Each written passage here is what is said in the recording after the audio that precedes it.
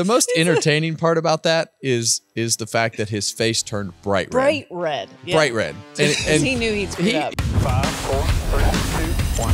You're on the phone. What a race! California's Kevin Harvick does it. Straight making right there. You're the man. Welcome to Kevin Harvick's Happy Hour, presented by NASCAR and Fox. I'm Kevin Harvick. She's Kaitlyn Vincie, and he's Mamba Smith. Oh. And I have a lot of questions today.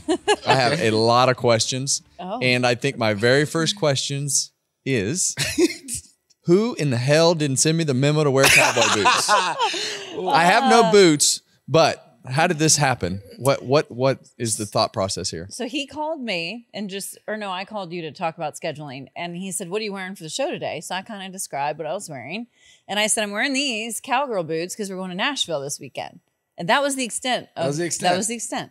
So you coordinated your outfit after she told you what she was wearing. It made sense. I mean, Yes. it made sense. The cowboy boots were going to Nashville. My second question is, why do you own a pair of cowboy boots, or are those someone else's? Oh, well. That's funny you bring that up. Oh, there's more to the story. So back in like 2018, when I was at MDM Motorsports, we were shutting down, and I was one of the last people there, and I was cleaning everything out. And I found these bad boys in the lounge of one of the haulers. And I was like, well, I just got fired, so might as well take something with me, right? And obviously no one was missing them because they would have grabbed them already. I do think that these might be Brandon Jones's. Yeah. Because he raced with us a lot. What kind of boots are those? Looks like is there like a, I don't know. can you take one off? Can you take one I mean, I could if you. I mean, can you take it off? Is the brand on the bottom? What do you want me to do with it? We want to see what kind of cowboy boots I don't these know. are. Can I take it off like You that? got like a... There you go. What? Oh, look at the I don't know. sock Wow. game is strong. The sock game's strong. Okay, so these are Okay. area. Is that a normal? Is that a normal sock under a cowboy boot? I don't wear cowboy boots. I just know that I needed high socks. Wow. This These is are funny. Hornitos tequila. This is a first for us here on Happy Hour. All right. It doesn't say Andy. It should say Kevin on the bottom of You it, should like tuck Andy. you should tuck your jeans into the You want me boot. to tuck? Yeah. You want me to tuck in the? Okay. I'm glad he didn't make me take my shoe off. Okay. Listen, just for Kevin.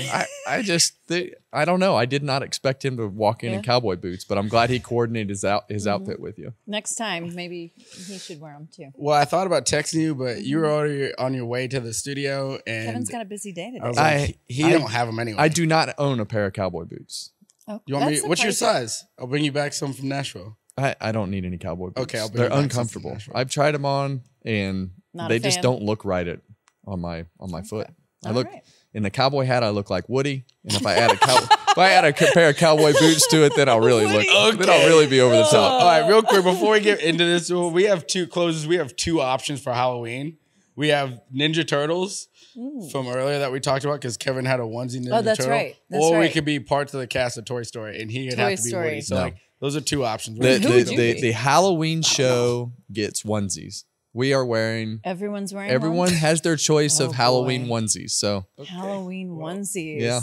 This I'm very curious what we'll come up with for me. Everything has changed since Kevin came out of the booth. The whole show is just off the rails from the jump. Like, sorry. love it. Take I love control, it. Kaitlyn. All right. Well, we encourage everyone to continue following us. Of course, Harvick Happy Pod, subscribing on YouTube, leaving a review on the podcast version. So big show on tap today. No shortage of storylines after leaving Loudon, that is for sure. But first, how was your weekend? I saw you went hiking. My weekend was great. This is like a family whole new stuff. life for me. I'm off in the mountains hiking. We spent some time at the lake and just knocking the kids off the tube and cruising around the lake. So my weekend was pretty good. But back to racing this week in the car Tuesday, Wednesday, Thursday, Friday. So that's more my speed. More your speed. I might not have any speed, but I'm used to being in the car. We'll find We're out. going to find out. How was your weekend? Because he did double duty. Whoa. He was on pit road, Yep. Mid-Ohio. I watched Mid-Ohio. Kevin said he thought he did good. You did. I mean, listen, it's a different production when we go out to Mid-Ohio. Slightly. What does that mean? It It means you have zero resources. they're not as full as when we have Right. our full Fox Sports Okay. cast there. So me and Heather DeBow out there crushing it, and Jim Trado, we had a great time, and it was fun. It was a good experience. Your guys finished I mean, they finish on track 2-3, but they on the scoreboard is 1-2. They finished first and second. Okay. They didn't finish first and second on the track. Right. But on the results, they finished first and second. So Sawalich won. Yep. William Sawalich won. Yep. Brent Cruz finished second. Brent Cruz. Can we get a real quick? Can you grade his burnout just real quickly? I know it's early on in the show, but can you just? And folks that didn't watch the ARCA race, William tried to do his first burnout and he backed it in the fence with no smoke. So, well, people are going to learn right off the bat, whether you're a client or have a relationship. The burnout was terrible. We're going to be honest. The burnout was absolutely horrendous, and there was no smoke, and we spun it sideways and we backed into the wall. So we're going to have to have burnout 101 at KHI Management with Sawalich. So that was definitely probably not what he intended to do, but he did that little half slide, got in the grass, and backed it in the fence. So that was an F. Yeah. That was an F? That was an F. Brutal. First F Terrible on record, bad. I think. That's okay. Yeah, That's but he still won. Yeah. So even if you failed the burnout, you still got the trophy. Winner. all Yeah. good. So, but then you went to Loudon to do Then went to intros, Loudon. right? Yeah, we did intros at Loudon, which that for me is great because it's home. Like for, I don't know, the better part of 15 years, my dad had season tickets to both races when we had two. Nice. We were on the 50th row, and then they put a row behind us to make it 51, and I couldn't see because I was able to stand up as a little kid. I was able to like sit up high, and then everyone would stand up for like 10 laps out loud. Like they would just stand up and watch the race. And so when they added that row, everyone was standing up in front of me. So my dad he yelled at them at the track, and they gave us the 51st row. Oh, that's funny. Moved you back a row. Moved us back one, so we were at the top. But yeah, it was great. Matthew Judon was out there. I was repping the Celtics. Yeah, we heard you the got champs. Basketball season's over? Else. Yeah, it's over now. Oh, okay. Hockey season's almost over. They thought that I was Jaylen Brown. Yeah. Really? Yeah, they thought I was signing NBA autographs Finals and shit. MVP Jaylen Brown. I was out there signing autographs. So did you sign Mamba or did you? Sign me. Like, I was like, because I felt bad. And I looked at one guy because I could tell they were starting to all think that I was him because I was standing on the stage. So like I look even More tall. so. You looked important. He looked taller. I am important, but I look taller. You look taller on the stage? Yeah, because they were on the ground. Oh, I got you. Yeah, Couldn't tell how short you were. Yeah. And so when I came off I'm like, man, this is going to be embarrassing for me. So I stepped down there and they're like, can we get a picture? Great job. Like, we're huge Celtics fans. I'm like, Oh, cool. Oh. yes, me too. More importantly, did you get your rental car situated? Oh, did you see that? I saw it. Dude. No, I just made it up. I didn't see it though. I didn't see it. Wait, You what's didn't? this? I don't know. What's the Let's- Tell us what happened. So when here's something for everyone to know. He's getting frustrated. I'm so mad. So I had to get up at 3 a.m. so I could get to a 6 o'clock flight out of Cleveland to Boston. It's like an hour from Boston to the racetrack. I had a couple interviews that started at 10. So it was wait, I do know this. yeah, stuff. it was like we were telling me. pushing it. And so everything was going off without a hitch. I woke up on time, got early, like TSA, sweet, we're through. I get to Boston early. And because Cleveland hadn't checked out my car that I left at the Avis in Cleveland, the Avis in Boston wouldn't let me take another car. Good Oh my times. goodness. That's annoying. Yeah. So I had to sit there for like 35 minutes. Luckily, the rain came on Saturday, so it pushed everything. All my stuff was canceled. But like, I was there for 35 minutes. So kids, use the Avis app. Return it on the app if you're going in the morning. Yeah.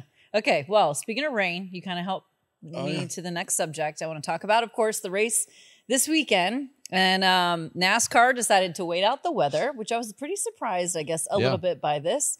And it was well worth the wait, needless to say, right? It was. And it's not that the first part of the race is totally irrelevant, but it's totally irrelevant. Yeah.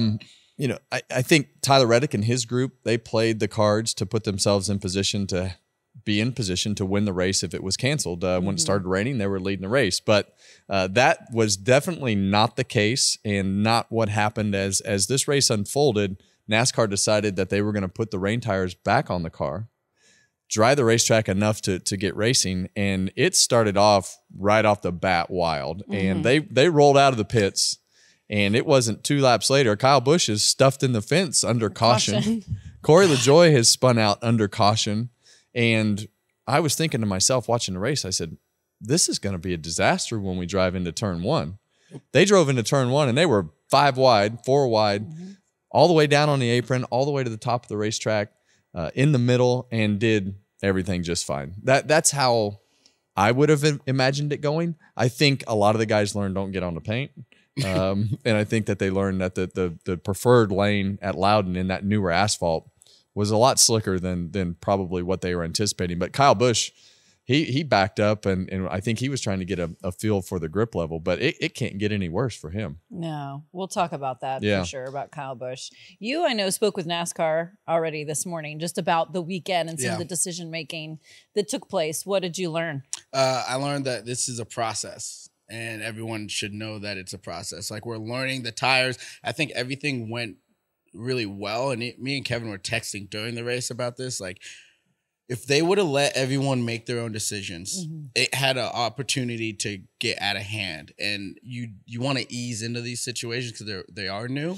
I at some point would love to see competitive pit stops, but NASCAR took the safety route, which is what they should do. There's cars coming down pit road. It's slick pit stops because the pit road is still wet. It was still very wet. So if a guy slides through his pit stall and picks up speed and hits one of those crew members, that's a really bad situation. That's the worst. That's the worst part about this whole situation. But what I think going forward, we have to get over everything that happened at Loudon. We've learned enough. I think on the racetrack, we could have had the racetrack probably could have been a little wetter. The spray was fine. I've been in these situations. From a driver standpoint, the thing that limits what we do on the racetrack with the rain tires is only spray. The cars have plenty of grip. They drive fine.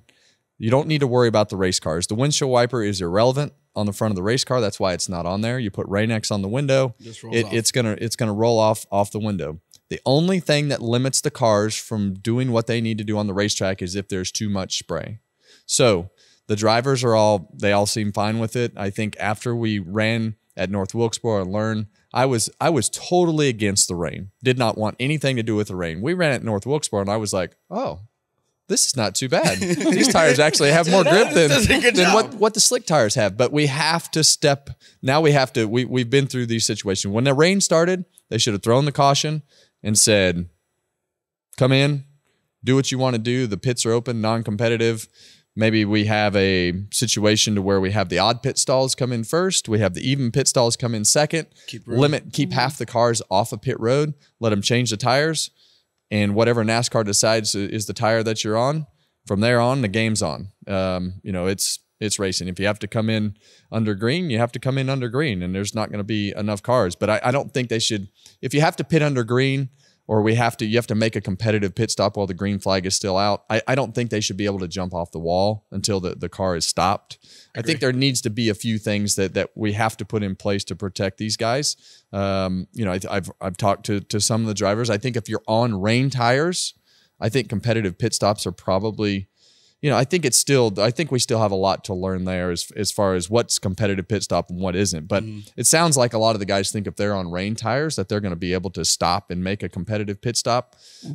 So I think we have to dry pit road first. Yes. I think we worry less about the racetrack than we do pit road. We're worried so much about the racetrack right now. The racetracks are too dry when we start these rain races. They're honestly too dry. The tires burn up. The tires just burn up. And we saw that dry groove come into effect as we got towards the end of the race. We would have seen some guys put dry tires on those race cars at the end of that race. Absolutely. When they pitted. Just let them go. The race just needs to. We don't need non-competitive pit stops, or we need non-competitive pit stops until we know exactly what we need to do.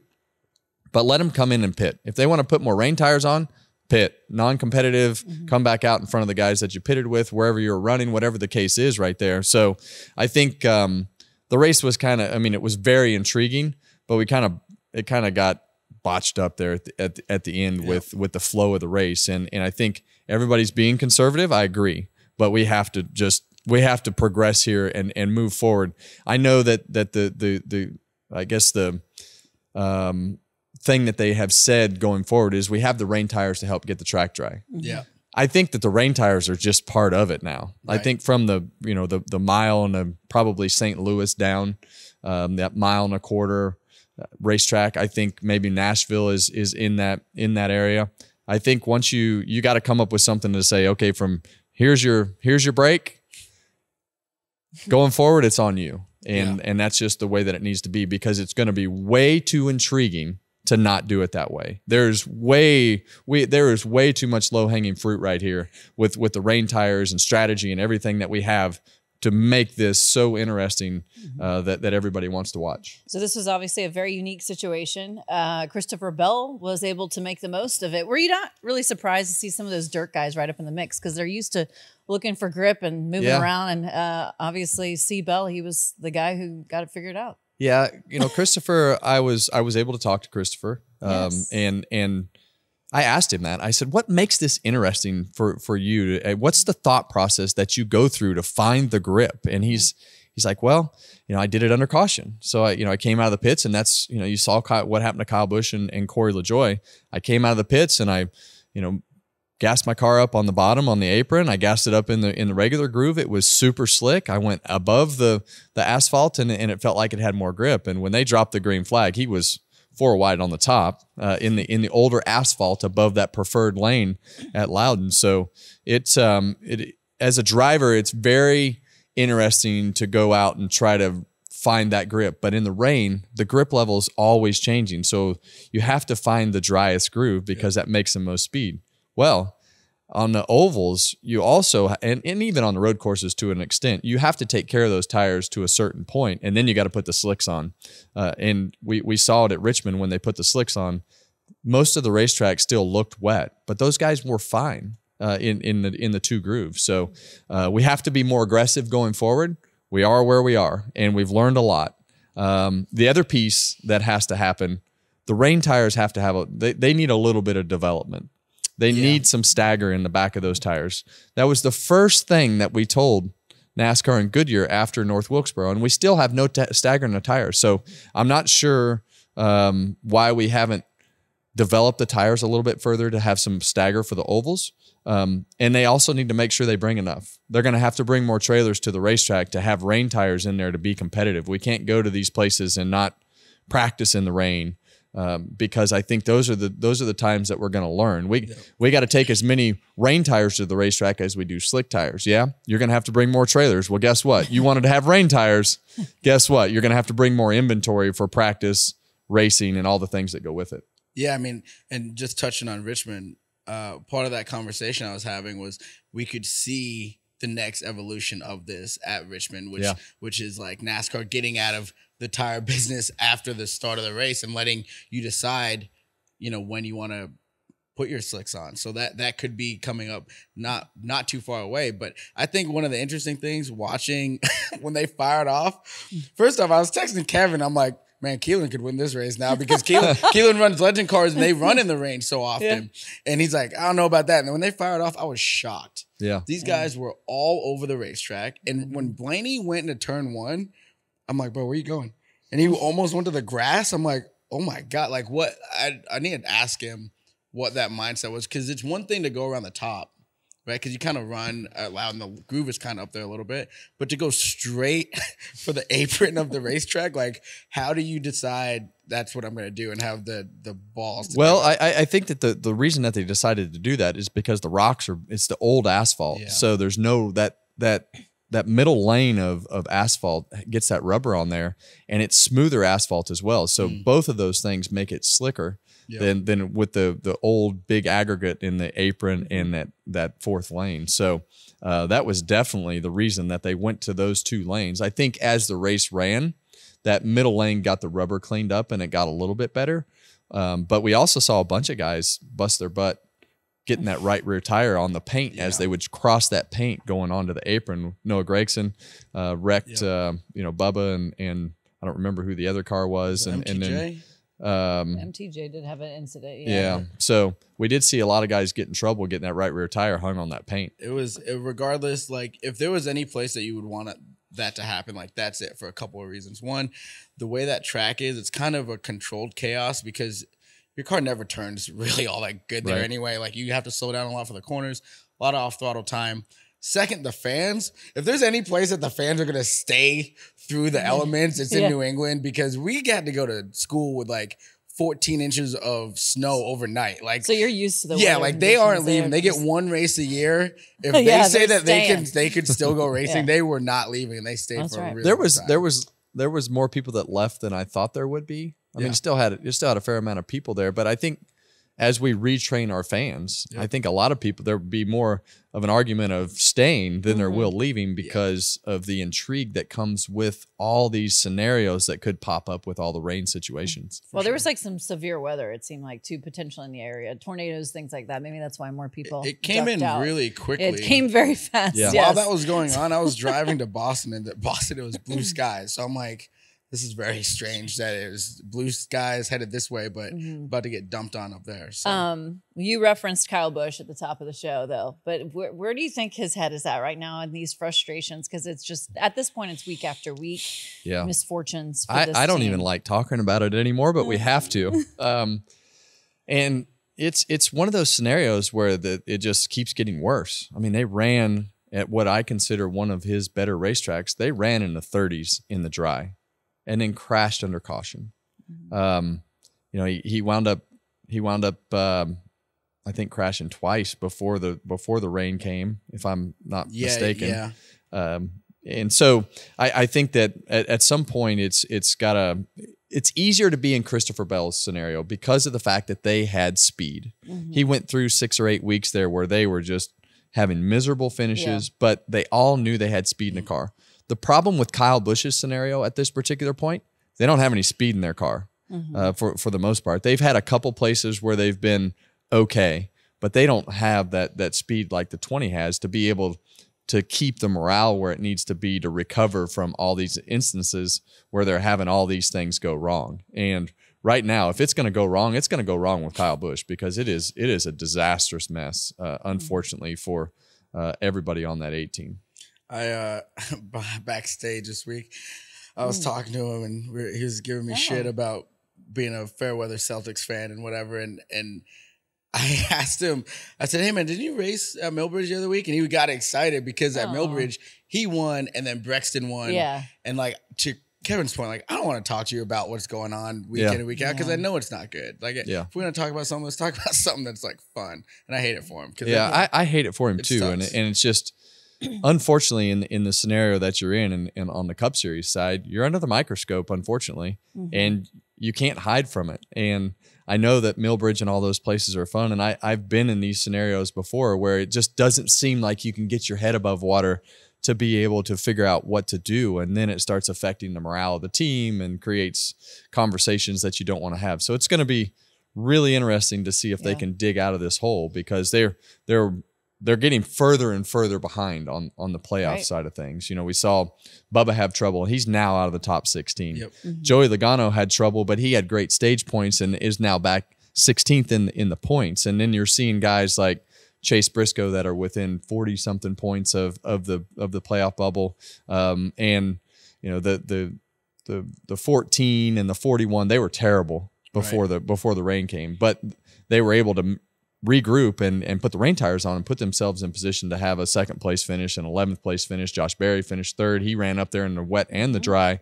For Josh But Berry. my point is there's enough guys up there like a Chase Briscoe that could get just a little sliver of confidence and be able to put themselves into victory lane. And that's really where it's going to turn this thing upside down, is if somebody like a Michael McDowell goes to a road course and wins a race, or one of these other guys pops out of nowhere and wins at Daytona, and there's still this mystery that happens because those points are starting to tighten up. And if you get another winner in there, it kicks those guys that are 15, 16 points out of the points, and all of a sudden drags the next guy down that's 30 some points on top. Just going to continue to watch that cut line as the races start to click by. So that was Kyle Busch. I want to talk about Kyle Larson for a moment because a little spirited radio transmission between him and his spotter, Tyler Maughan.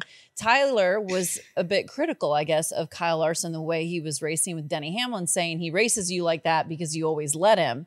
To which he said, shut the up, F-word up, which I don't know if I've ever heard him say that to somebody before. It was kind of out of character, I thought, for Kyle Larson. Well, I think it's, I mean, if you look at the scorecard, Denny Hamlin has definitely gotten the best of Kyle Larson through the years. I mean, it's very lopsided, and I can see where the spotter is coming from on that scenario. But I also think that the spotter should probably keep his mouth shut and not say that. I think he needs to stay in his lane. I think that is something that the drivers need to worry about. And if you're going to talk about something like that, don't talk about it on the radio. I think a lot of times these spotters take a little bit more leeway with the things that they say on the radio than they probably should. So, yeah, I guess the radio was much quieter after the comment. For sure. It was much quieter. I know my place now, right? Yeah, I mean, for Tyler, for his spotter to say that, it felt like a moment of like when you're maybe not a little brother, but maybe a little cousin, because Denny and Kyle are close, right? Yeah. They do have a very good relationship. Yeah. And, it seems like Denny has bullied him a little bit on the racetrack, even though Kyle he's one of the buddies. he's one of the buddies. Yeah, Denny's never wrong. That's what it got. You know what I mean? So from a team of the 5, if you're on the 5 team, you're like, I'm sick of getting run over by the 11. Yeah. And I want my guy to run him back over. To your point, the though, approach. I don't know. You got to know your guy, and Kyle definitely snapped back. It was just like shut the fuck up, man. Like, what are we doing? What are you talking about? Like, I'm proud of him. Kyle? I'm glad. Right. I think a lot of those. I think a lot of those spotters talk too much, and I think sometimes they think they're driving the car, and so everybody's out there wanting to be competitive, but as a driver, you don't want to hear that. I would have told him to shut the fuck up. All right. Well, there you have that. And I love Tyler. Tyler Munn's a great guy. Yeah. I don't. Yeah. They're all great guys, but sometimes you just got to stay in your lane. That's right. That's the quote of the day. Stay in your lane. Speaking of not staying in your lane, Michael McDowell, what'd you make of this situation towards the end with him and Ryan Blaney? I didn't like it. I understand Michael's thought process of saying, hey, I need to go for it. But man, we weren't even racing for the lead.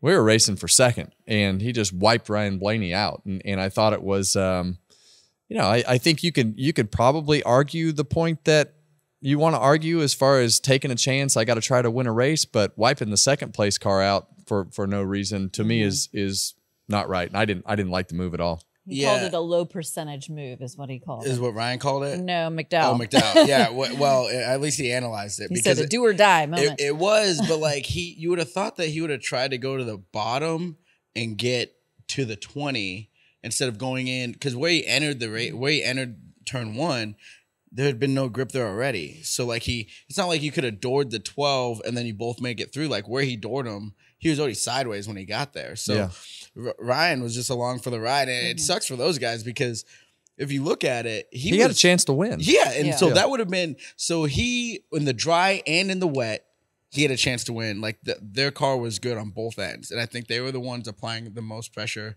to whoever was leading, whether it was Reddick or Larson or Christopher Bell. And he was right with Christopher Bell. They were like tit for tat right there. And then if you look at it, Gateway, he had it all but wrapped up, runs out of gas, wins Iowa, and then here he had another shot. Like that's low key 3 in a row. Like they are firing right now. And that changes their playoff position a lot. And now he has 25th, and I mean he's still in the playoffs. But like, and I agree with Michael. It was a low percentage move, but it just wasn't smart. And I think for me, if you're gonna make a low percentage move, you better have a car that's fast enough to win the race, because and if you're gonna wipe them out, at least wipe out the leader. At least get all the way to it. Yeah. Hey, do you guys think, real quick, because Gateway, a lot of off throttle time, Iowa, there's off throttle time, now New Hampshire, Phoenix. Ryan's already been in that 12 team and has already been really good at Phoenix over the past few years. Is he now becoming a championship favorite to go back to back now? Mamba is hoping. We know he is high. Here's the deal with those guys. I think that their short track stuff is okay. I think that St. Louis was good. I think Loudon was good. Both places that you're shifting, right? Iowa, that was kind of one of those scenarios. But they were good at all three races. And the problem that they have are the 1.5 miles. That's the problem. It's just going to be, can they get the 1.5 mile programs fixed to the point where they can be competitive to run in the top 5? And I like the speed. I like the speed in the 12 car. Yeah. I think that they're back better than they were at the beginning of the year and being in the conversation. But I got to see them do more on the 1.5 mile racetracks. We're back, baby. We're back. Kevin just said we're back. He's hoping. He is hoping. Okay, so that was how this race weekend went. But before the race even happened, there was a very funny moment that occurred with our now winner at Loudon, Christopher Bell, in the media center, doing, answering questions about the future of Joe Gibbs Racing. He completely slips up, reveals a name, just a first name, Chase, when Chase is in the car. But this spurred like funny tweets from Kyle Larson saying like, oh, Chase Elliott, you're out. Like, have fun at Gibbs, all this thing. That was pretty entertaining, right? Was. I mean, I think that the most entertaining part about that, is the fact that his face turned bright red. Bright red. Yeah. Bright red. And he knew he'd screwed up. He is the worst liar. He wasn't lying. He was being honest. That was the problem. He knew he was in trouble, Yeah. or felt like he was in trouble, and knew he had said something that he shouldn't have said. But I don't think it's really any secret. I mean, Chase Briscoe's going to drive the 19 car. We had been talking about it on here. and I think it's there's been obviously so many conversations that have happened that it just flew out of Christopher Bell's mouth. But his face turned bright red. I felt bad for him because he knew immediately that he had let it slip. Good. Now we don't have to like speculate about that shit. Yeah. At least he won. At least he won the race after. He swept the weekend. So like he messed up on Friday, but swept the weekend. So I guess no one's gonna be mad about it. It was a weird weekend for Joe Gibbs, though. Motorhome caught on fire. That was so crazy. Yeah. Motorhome caught on fire in the motorhome lot, and then known Christopher Bell slips up with Chase Briscoe, and then they win the race. And then Briscoe runs well too. They finished 1-2. Yeah. I wish he would have said. I wish he would have caught it and would have said, Chase, and then I wish he would have started saying Elliott. Like if he could have just if he could have been quick enough to just start saying it, because but that's not Bell. I know that's not him. He's so serious and so he's so He to was the locked book in. and just wants to do everything right. And that's the funny part. That's what makes it so funny, because he tries so hard to make everything be perfect. And then it's like, oh, Bob asked Larson, he goes, do you think now you're going to have trouble like telling Bell secrets and stuff? And Larson's like, nah, he probably feels so bad after this one. He'll be locked in next time. So I was going to keep telling him. Did you ever slip up in a presser and reveal something? I don't know that I ever. I did. The last one that I slipped up with was when I broke my ribs at Indy. And I didn't tell anybody. When did you break your ribs? Well, I broke my ribs in Italy. So that's right. I knew about this. I went to watch Kaitlyn race. I don't even know. I guess it was. That's right. Oh, I remember this. So that was last year. Yes. Yeah, no, it was last year. Wait, what? Retirement year. Oh, yeah, retirement So I went to Italy during the off week to watch Kaitlyn race. It was raining wherever we were, and I was walking out of the cart trailer, and it's got aluminum steps. Buddy, I hit the first one, and I landed at the bottom one, and it was rib, all the way down. All the way down the steps. I laid at the bottom of the steps. I'm like, oh my God, I'm stuck in the middle of nowhere, Italy, and I can't get off the ground. I finally got myself off the ground. I sat in the chair, and for 2 days, they had to pull me out of bed. They had to pull me out of the rental car. I'm there with the 10-year-old, and he's having to take care of me because I can't get out of the car. I can't get out of bed. So you kept it a secret, though. I came back, and we raced Nashville, and I knew I was in big trouble at Nashville. Didn't you hit the wall at Nashville too? No, I didn't hit the wall at Nashville, but I hit it the next week. I hit it the next week in qualifying at Chicago. But some of those scenarios, I feel like in your own situation that you just need to power through it and keep some of those things to yourself. But I slipped up at Indy and talked about my, breaking my ribs. Everyone and was like how we had to work through the summer because I had broken my ribs in Italy on vacation. And I didn't mention it like that. I had mentioned in my interview, well, we've had a lot of things that we had to work through this year, and this, that, and then I said broken ribs, and immediately NASCAR was like, what? Who knew about this? And sending me text messages and wanting to know what had happened. And I was like, well, that's long and over with. We've worked through that now. So athletes, that's what athletes do. Like no one wants to see someone do their job, right? That kind of thing. Athletes for everybody. If you're not going to get out of the car unless you absolutely cannot, do it. You're tough. Well, I slipped up a little bit. Nobody should have known, but I wish I was there for this. Because I would have had so many videos and pictures. What a jerk! Yeah. The worst part was I went to do the Nashville sim when I got home, and I couldn't ride in the simulator. Oh, because that's really rough. Because it was bouncing so hard. So I had to wait a week to get in the simulator. But we had a chance to win at Nashville and we got a flat tire with like 14 laps to go.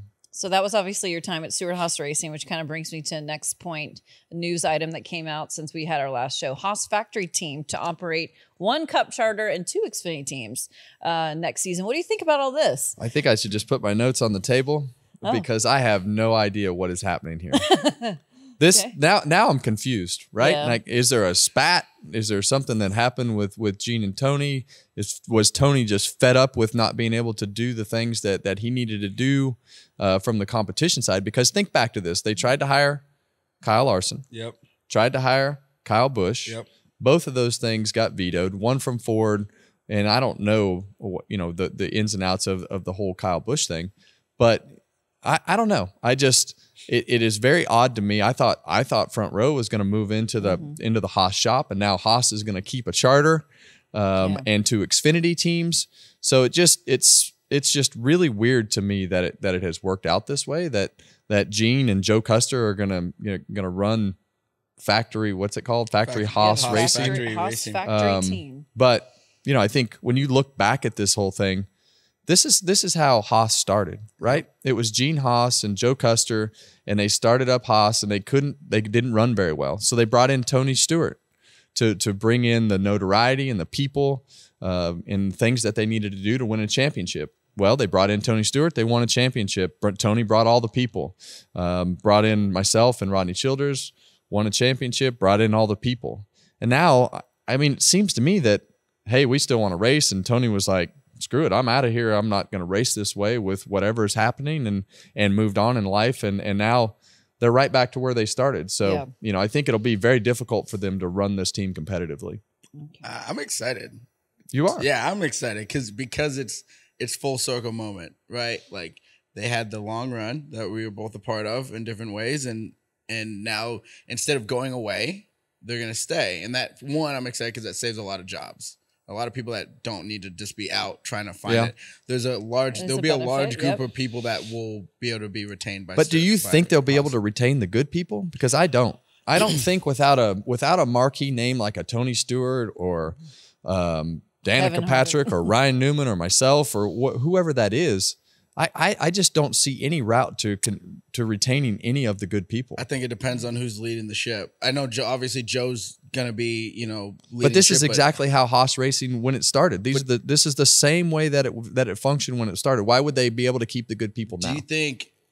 I feel like it's in a different place because you're coming off of what it was of Stewart-Haas versus building up. Like you're pulling back. Do you think if a Rodney Childers stays? Because people want to work for Rodney.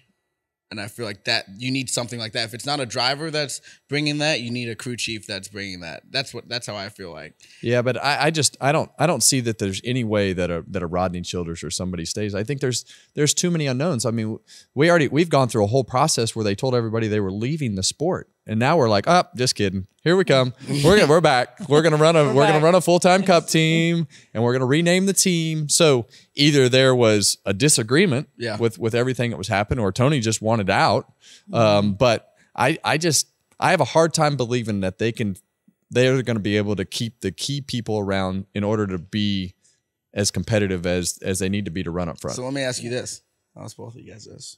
Now with them keeping a charter. And the driver, and I don't know what Riley's doing. I don't know what he's. It has to be Cole Custer, I'm assuming right? Cole's staying either in the Xfinity car or the Cup car. Here's the part that I don't like about all of this is Cole Custer gets drug in the middle of all this stuff, right?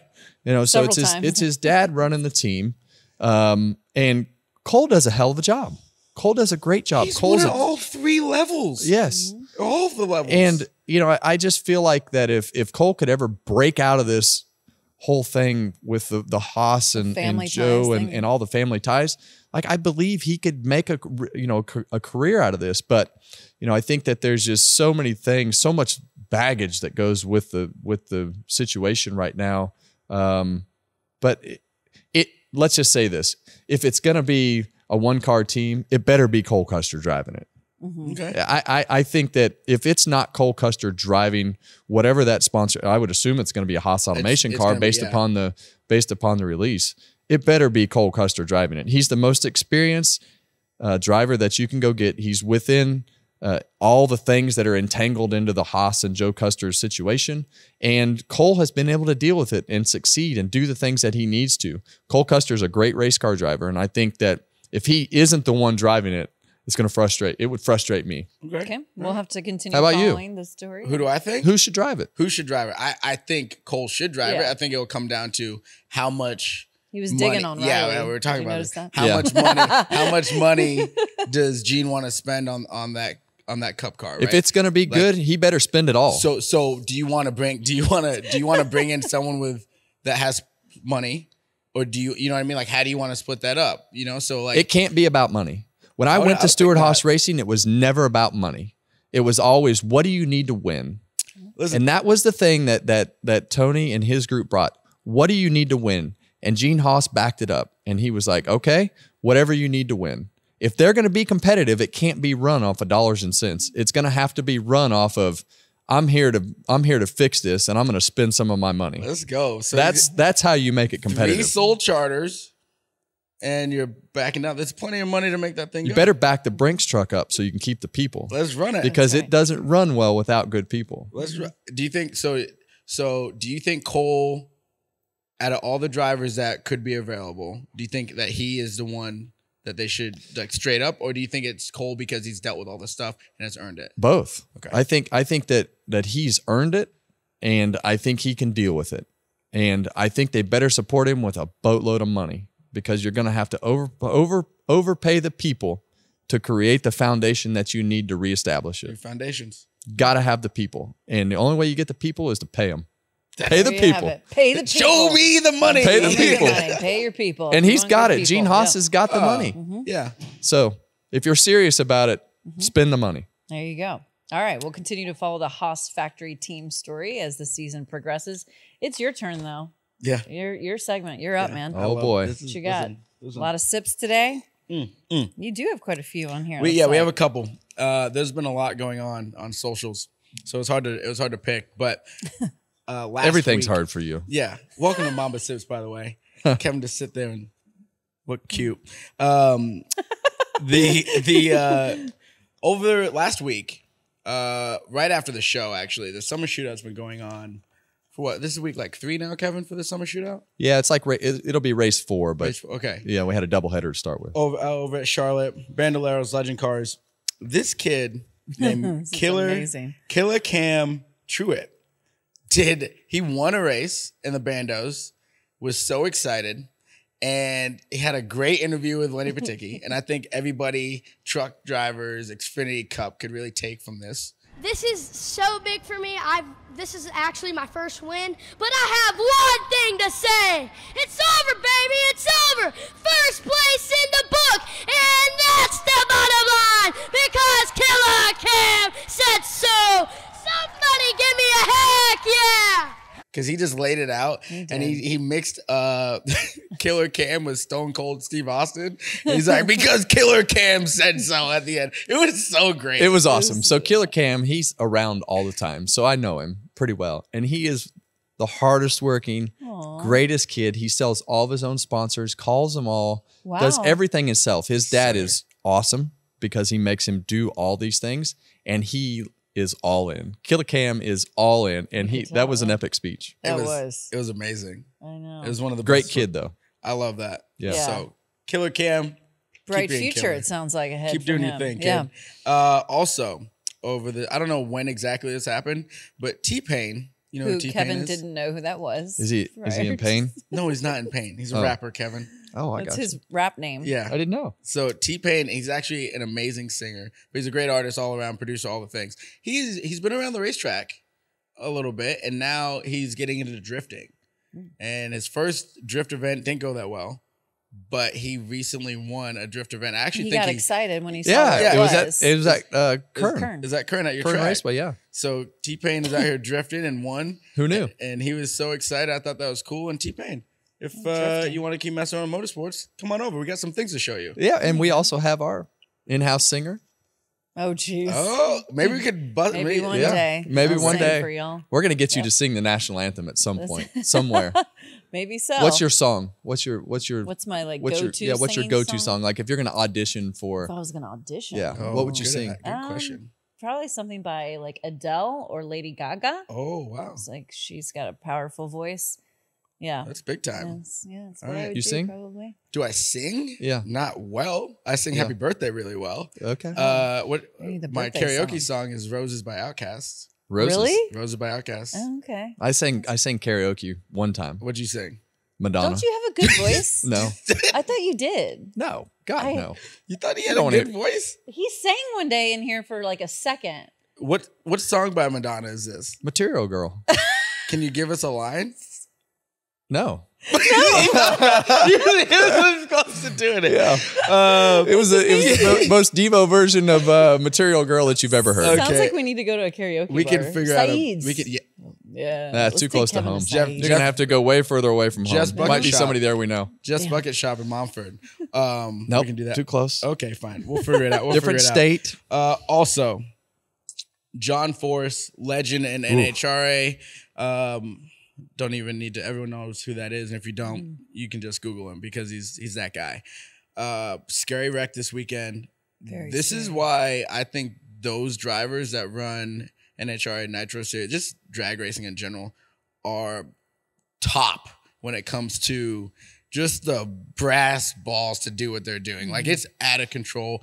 So basically, in John's car, the engine's in front, and it exploded right in front of him. And John's like 70. He's in his 70s now. 75, Yeah. I believe. Which is crazy and still has as much energy, but it exploded in front of him. He hits the outside wall or crosses the lane, hits one wall, comes back, hits the other wall, gets out on his own power. He was alert. They take him to the medical center and then I think to the hospital after. Yes. And so we just wanted to wish him a Yes. happy recovery, a good recovery. Speedy Yes, Sure. he's a legend in drag racing, just as a person in general. Yep. And we hope him well. Yeah, obviously thinking about him and his family. Absolutely. So that was Mamba's Sips. Thank you guys very You much missed for one. joining. No.